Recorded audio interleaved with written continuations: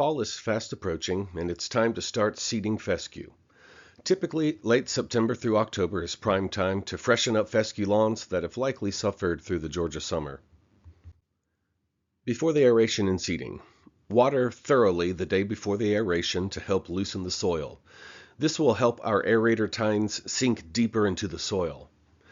Aeration creates spaces for the seeds to fall where they're sheltered from the elements a bit and can more freely grow. It's not important that every seed finds its way into an aeration hole, because the other seeds, they can still grow nonetheless. Aeration also helps loosen soil so the new roots of the fescue seedlings can spread more quickly into the surrounding soil. Watering helps us give you the best possible aeration since our machines are only so heavy and powerful. It's likely best not to water the lawn the day of the aeration so that the lawn is not overly messy and slippery. If you feel like you need to, or if it happens to be raining off and on the day of the aeration, that's fine. But too much water in the soil sometimes just creates a mess. Please mark your irrigation heads or anything that may not be visible to our technicians. Time is of the essence of fall seeding, and we do not want to have to reschedule you, so please be ready for our crews to perform the service when they arrive. Anything that is not visible to them while operating the aeration machines, they cannot be expected to avoid. So mark everything that you're concerned about, because we don't want to break it. The tines on our aerators can only go about 3 to 3.5 inches deep at best, so it should be impossible for us to damage water lines, irrigation lines, internet cables, phone lines, etc. If these things do get damaged, the responsibility lies with the ones who did not install these things properly, as there are codes in place for the depth of these things. It is expected that homeowners will perform maintenance and lawn improvement efforts on their lawn, and aeration is a very common practice. As the leaves begin to fall, I know that it's difficult to keep the lawn clear, but the clearer the lawn is at the time of seeding, the more evenly the seed can be spread throughout the soil. The seed is going to be applied at about 6 pounds per 1,000 square feet. This is a pretty traditional rate for overseeding. You will see areas where the seed may not seem sufficient, but remember, these seeds will eventually become large, developed clumps that take up 100 times more space than they do as seedlings that are first emerging from the soil.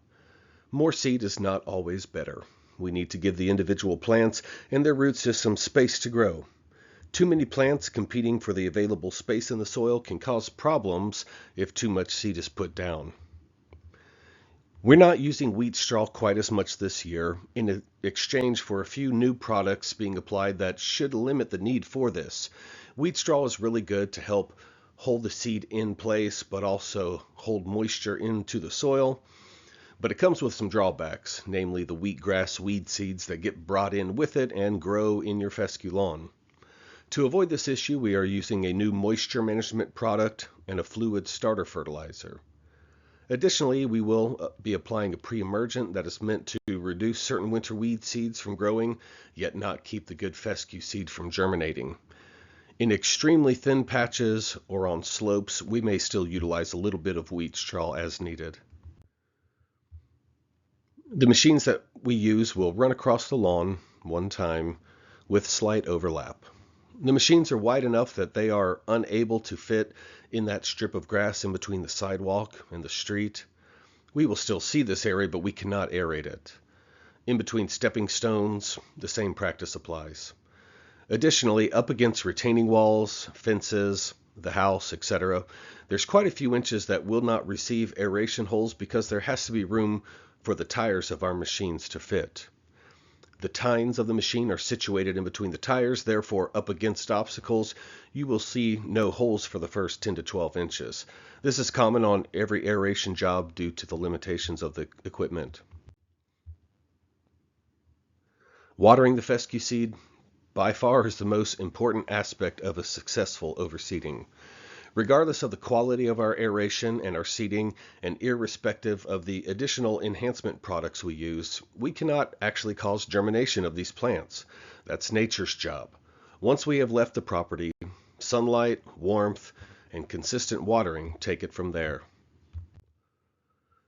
Be prepared to start watering right away. Have your hoses and sprinklers purchased and ready to go. If you have an in-ground irrigation system, make sure that it's running properly prior to our service. We want your lawn to be the best lawn possible. You're investing a lot, so we want you to have good value. In the early stages, we want to, first of all, keep moisture in the soil constantly. This is going to allow the seeds to germinate and begin maturing into seedlings. Secondly, we need to keep the seed from washing away while at the same time allowing the seeds to get settled into the soil. In order to do this, it is a good strategy to water the lawn for a shorter period of time, but water more often to ensure that the soil doesn't lose moisture. Watering twice daily, morning and afternoon, for the first 10 days should accomplish everything we are looking for. It's hard to recommend an amount of time to leave your sprinklers or irrigation system running since every system is different and water pressure varies. Just try to keep the soil damp to the touch in the top 1/2 inch. If you water too heavily at first, the seeds may be washed away and will simply settle in the areas where the water pools. We don't want pooling of water if we can help it. This is not good. We want an even distribution of seeds. Watering gently at first allows the seeds to work their way into the soil, where they will then not be moved by subsequent heavy irrigation or rainfall. In the second 10 days, we can begin watering more heavily and less frequently.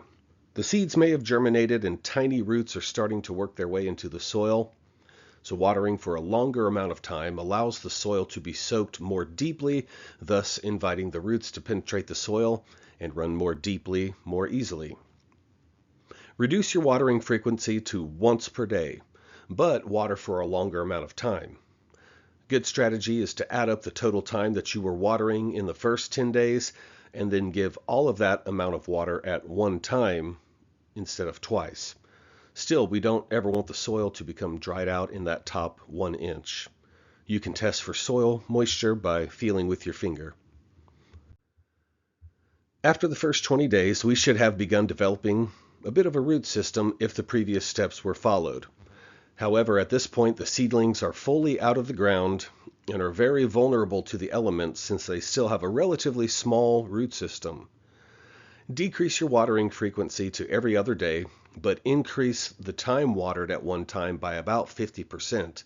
So you will end up watering less throughout the week, but you will be soaking the soil much more deeply at each irrigation cycle. By letting the seedlings feel just a tiny bit of stress, a day without water, but also watering deeply, you will really force the roots to have to mature. Once you execute this 30-day watering plan, you should be well on your way to an improving lawn that becomes more dense with each passing week, peaking in the spring. If your fescue lawn is receiving 1 inch of water weekly through rain and or irrigation in the months of November through March, your lawn should be very happy. In fact, in the month of January, you may not need to water at all unless we go several weeks without rain.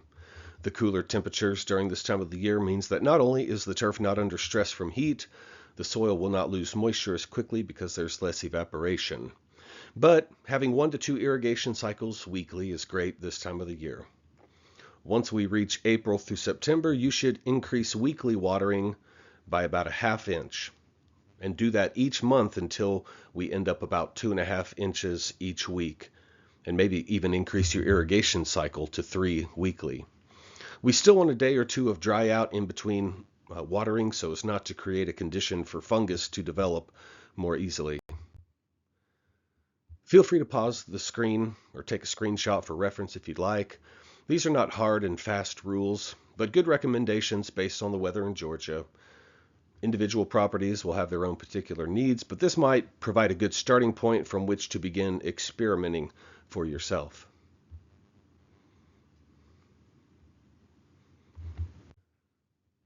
Keep the leaves clear so as not to block sunlight and oxygen flow. I know this is going to be hard during the fall, but the fescue seedlings have their needs, and leaves interfere with this. It's not recommended to rake the lawn until the new seedlings have been mowed once or twice, since raking may pull the seedlings out of the ground. Using a leaf blower is preferred. However, it is important not to blow the leaves until the seeds have had 5 to 7 days to settle into the soil so as not to move them with the blower. This is another reason why immediate and frequent water, as prescribed, is vital. Mowing is a bit trickier since you will likely have a blend of mature fescue that is still growing while the seeds are trying to germinate and obviously do not need mowing. If you will mow your fescue down to 3 inches before the day of seeding, you should be able to go 7 to 10 days without mowing your existing fescue. Feel free to mow at 3 to 4 inches tall once we are 10 days into the watering process after seeding. Any seeds that still haven't begun to germinate will still certainly be settled into the soil if you have been watering properly, so you don't have to be concerned with sucking the seeds up with the mower. From this point forward, mowing weekly at 3 inches tall is fantastic. Once we start to approach 85 degrees in late spring, raising the mower height to 4 inches is probably better. All turf grass responds favorably to frequent mowing. That's one of the reasons why it's turf grass. Weekly mowing is far better than a bi-weekly approach. There will be a significant period of time after seeding before we can apply any weed control. Even herbicides that are safe for fescue may be too harsh for the immature seedlings. Once the new seedlings are mature enough to have needed 2 mowings, we can be assured that the new root systems are strong enough to withstand our weed control efforts.